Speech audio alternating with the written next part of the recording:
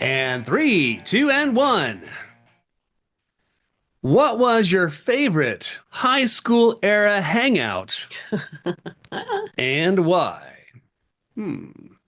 For me, definitely a restaurant called Around the Clock.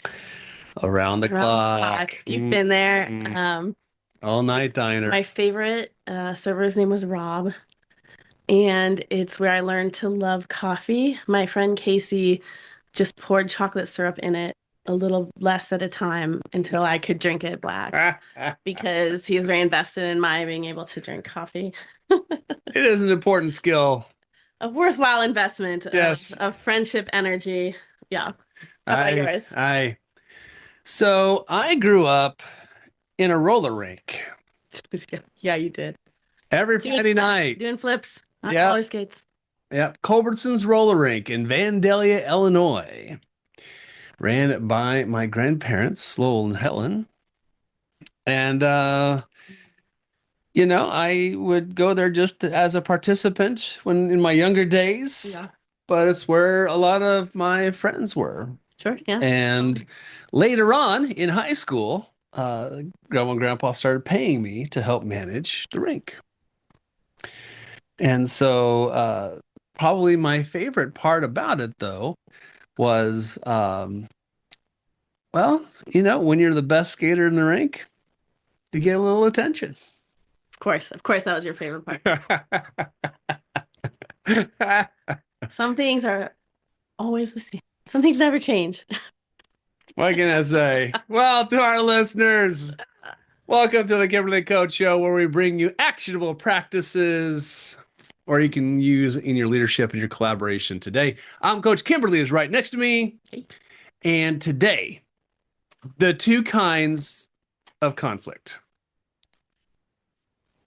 So I'm really excited to share these with you because whenever we present about the two types of conflict, we instantly have somebody come up to us or message us or find us in some way afterwards within a day or two to say, oh my gosh, this was so helpful. I've already used it. They've used it in their marriage, or they've used it with their kids, or they've used it with their team because it's very, very simple, but it is immediately very clarifying if you find yourself in a frustrating conflict. Right. One of the questions that we have to start off with when there is conflict, if we start to understand that there really are only two kinds of conflict, and there's lots of different flavors of each kind, right? Mm-hmm. People like to argue with me, like, oh, no, no, no. There are these 12,000 different kinds of conflict. And I'm like, I think we could probably help You can reduce make that. other conflict lists, but those You lists can, fit into these two right, wider lists. into these two kinds of categories. So, what are they? So the first kind of conflict is that of target.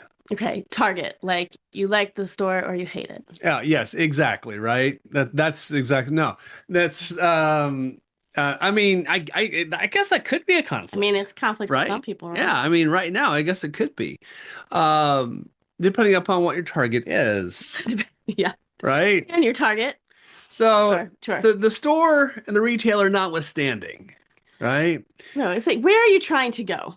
Do you have a Exactly. conflict about what you're aiming for? What are you trying to accomplish? Are you in agreement about what you're trying to do? If you're not, you have a target conflict. Yep. Because if I'm going after point A and you're going after point B, the second kind of conflict doesn't matter until we can agree that which one is it here? Sure. Is it target A or is it target B? And if we can identify that, if that the target, the conflict is a target conflict, that can open up a lot of venues for conversation very fast, very easily, right? Now, the second kind of conflict is a little fuzzier sometimes, but it's approach. Hmm.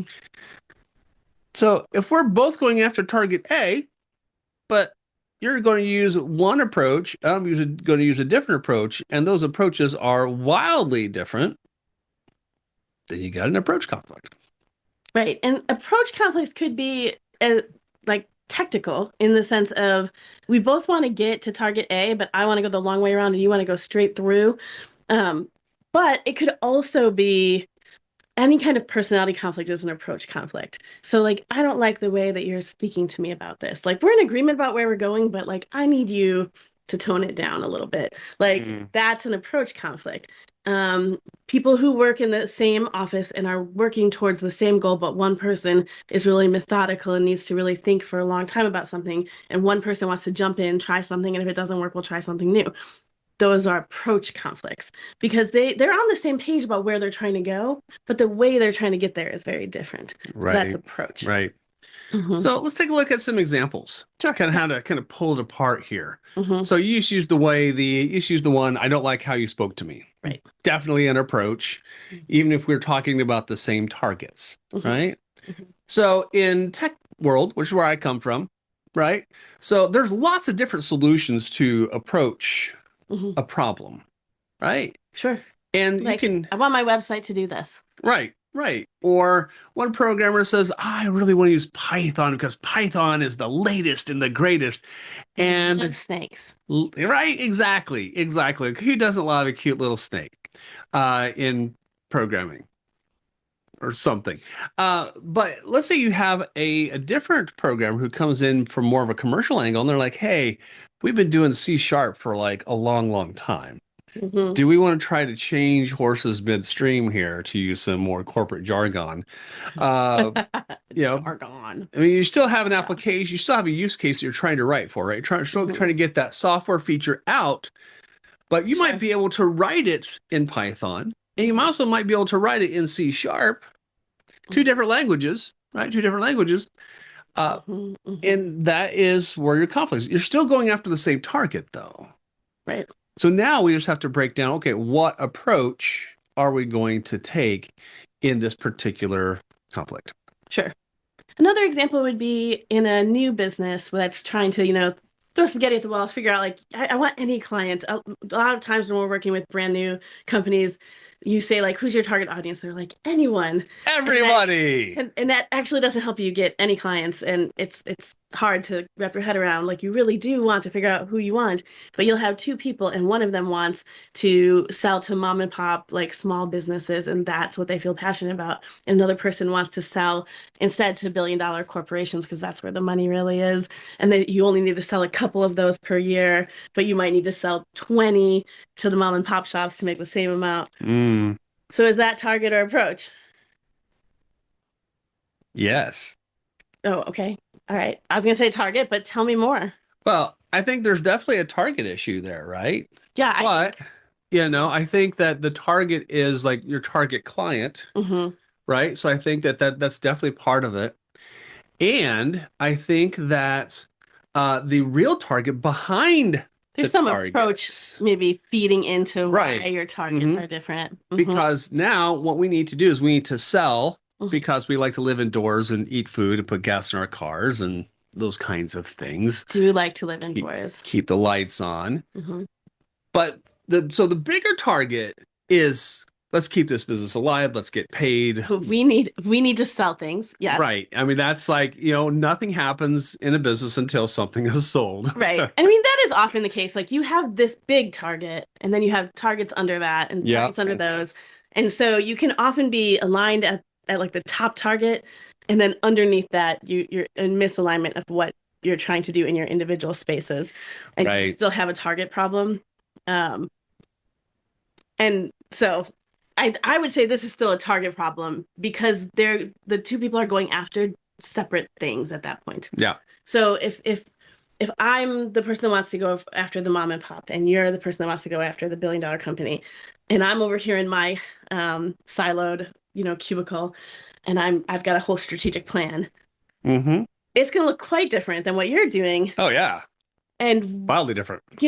We are going to be working in some ways against each other. And so we have a real target problem that we need to solve before we ever worry about anything else. Let's do one more and then we'll talk about what do we do when it is both. Yeah. So let's say that we have a company that the profit margin is shrinking. We're getting worried about payroll. We need to make more money. We need that profit margin to become more comfortable. And so I think we need to pause, think really carefully about how we're spending, and really cut costs as much as possible. But my colleague thinks that we need to act fast and take some big marketing risks so that we can get a bigger piece of the audience. Hmm. Hmm. So is this target or approach?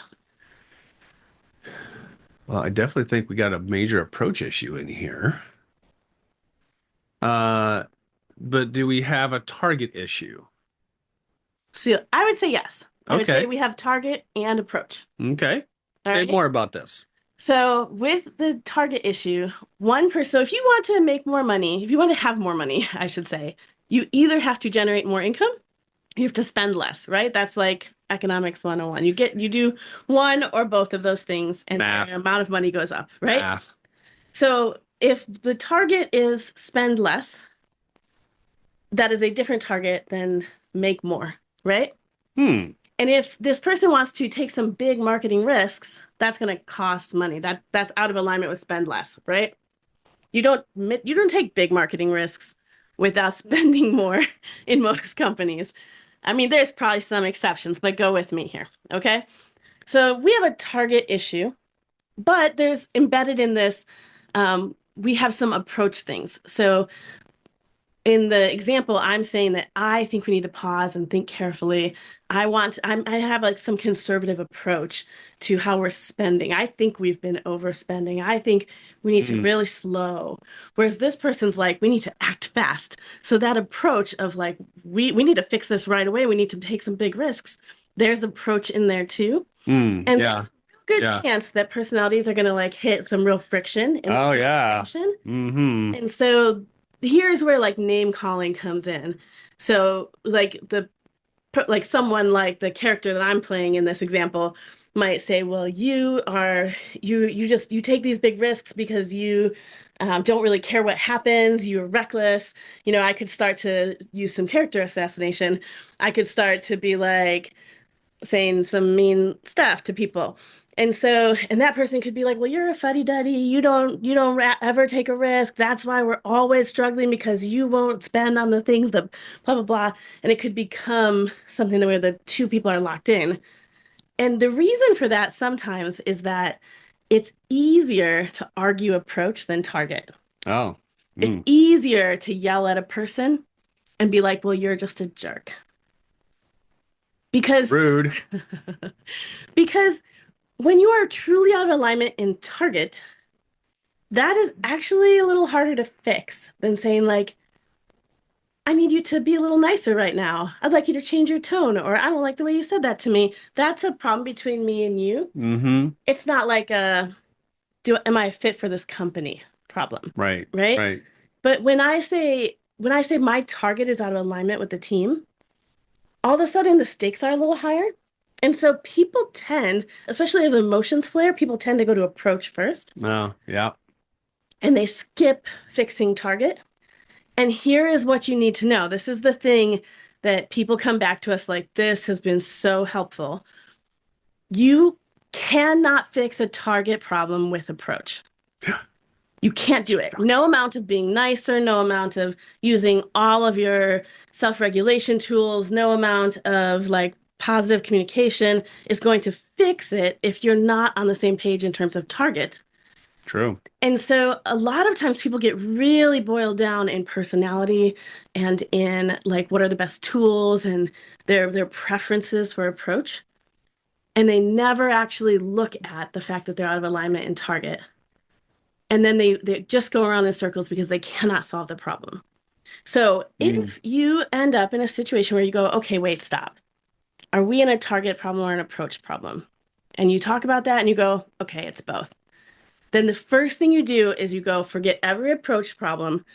What are the two targets that we're trying for? And what's the pro con? We need to pro con these targets. Right. We need to get on the same page about what we're trying to do. Mm-hmm. And that may take more time than the approach will take. Mm. But it's going to be worth it. It's going to be time well spent. And you don't have to do anything about approach until you've got the target fixed. Oh yeah. Now, a lot of times, once you fix the target, a lot of the approach stuff goes away because you're getting a lot of emotional flair when you get into approach. And once you're on the same page about target, you might not have as much of that emotionality that's causing the bad approach problems. They might resolve themselves.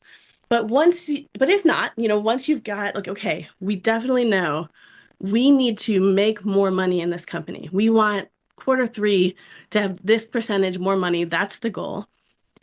We are going to cut spending in these ways in order to fund this big marketing push. Like we figured out the target. Now we can look over at the approach part and we can kind of say like what parts of the approaches are we going to take, what parts do we need to not take, what parts do we need to say like none of that, Mm. because there are things where the approach is just not great, especially when we're dealing with character assassination or name calling. Like those are approach issues that you just need to like nip in the bud versus Not doing that. like a Python or a C sharp. They're not intrinsically, one is like the employee handbook says never C sharp, Not but usually. but like if everything else is in C sharp, it may be something where you say like, okay, I know you like Python, but like I don't understand this example enough to say anything intelligent, but you could potentially da, da, da, da, da, da. This is the Zelda theme song, and I'm trying to get Ben to make it only our son, but I guarantee you that's a spam caller, which I think is rude. Like that's way too cool for a spam caller. Rude. Okay. Um, so there are going to be times where you're gonna say like this approach is not one we're ever going to take, and we're going to take that off the table for future things, even if it's not intrinsically wrong, like Python. Um, and then that will help you in future approach issues as well. But sometimes you're just going to have to be in the friction of it and say like, okay, we want to slow down enough to think this through well, but not so much that we're in analysis paralysis. Mm. We Yep. need to move fast if we want to hit our third quarter goals, but not so fast that we waste money. So we're going to live in the friction of that, and we're going to trust that our wisdom is going to be better together. But that approach is going to go a lot better when we're in agreement about target. Yep. So target first, Target first. then approach. If we can tease out the conflicts to this point, oftentimes it's kind of like one of those weird little wooden puzzles where you just pull out the one right thing and it just all falls into Yes. place. Yeah.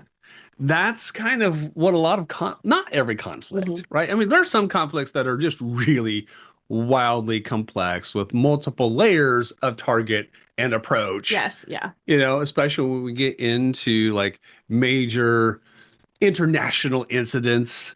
That's a whole different kind of thing. Any of those? We don't have any of those. But inside of a company, Yeah. it's very, very oftentimes the case that we can take and dissect these conflicts apart until we get to target first, then we pull in the approach, and then we get people in agreement on these two things, and then everybody starts doing their things, right? Doing the things, guys. This is where we want everybody to go. And we move back into whatever our action is Mm-hmm. in so much better alignment. Oh yeah. And that fuels better work. It always fuels better work. And the other reason that it's really lovely to do target in that approach is that once you find agreement on target, you get a little boost from finding agreement. People enjoy the feeling of being in agreement. Like, Yeah. okay, we tackled that piece. Mhm. Now you have the boost of like, we're already in agreement about this. We can take that agreement into the approach conversation. And then if we get agreement on that, now we've got double agreement. We've doubled down on agreement, and now we can move in full confidence that we're on the same page. Mm-hmm. And it can really change the tone of the work that you're doing together. And this works just as well in like your friendships or your church or your marriage as it does in a team in a boardroom. But it works in all the places really. Oh yeah. Yeah. Oh, for sure. For sure. And when you get everybody on the same path, going through the same journey, you walk out of the room, you get kind of that tingle in the back of your spine, like, oh, this is good. It's like that kind of like warm, sparkly feeling, like, oh, go team, right? I was having this image of you like like a superhero, like a Spidey sense, but then it got sparkly and it got very Twilighty. Like it shifted into like a My Little Pony. It went like Marvel towards like um I don't know, something sparklier. Well, I was thinking like, kind of like a Rainbow Bride or Strawberry Shortcake, maybe. I don't know. It smells good too. Okay. Anyway, Anyway, you want so sparkle. you want the sparkle. The conversation. Come on. Yeah, it derailed a little. It's my fault. I'm sorry. No, it's not, you want the sparkle. You want the sparkle. I mean, when people are feeling good about what's happening. Do not underestimate the power of people smiling their way out of a meeting to Oh, go do some work. Like yeah. the work changes. It's worth the effort. Yeah. To our dear listeners, thank you for tuning in to the Kimberly Coach Show, where we endorse watching more pixels on a big screen at night as a way to rest from looking at pixels on a small screen all day. We'll see you next time. Books. Or books. We endorse books also. That's next episode. Cheers. Cheers.